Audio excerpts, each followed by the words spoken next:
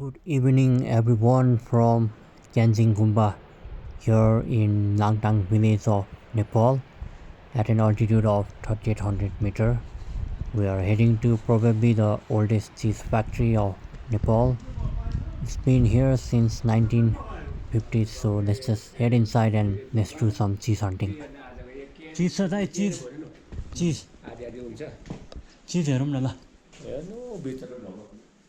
So we are heading towards the main production area of the factory, and this big pot here is basically where they stir the yak milk and prepare the cheese in meticulous manner.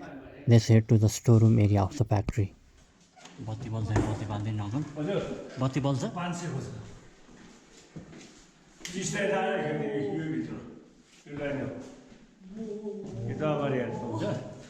So this cheese factory was basically owned by Swiss cheesemakers who came to Nepal all the way from Switzerland.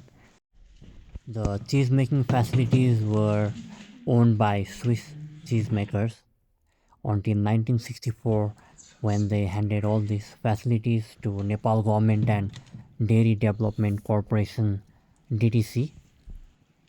Looking back in the history, when the prospect of establishing a cheese factory in Langtang was getting started, it is quite a story in itself.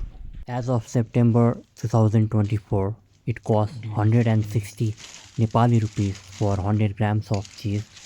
Today it is well popular all over the country and is supplied through Dairy Development Corporation DDC, and the history starts like this. Meet Gyalbu Tamang, the proprietor of this cheese factory, who was born here in Gumba, and his father, Pasang Norbu, used to work in this factory back in 1950s when the Swiss first established the cheese factory here.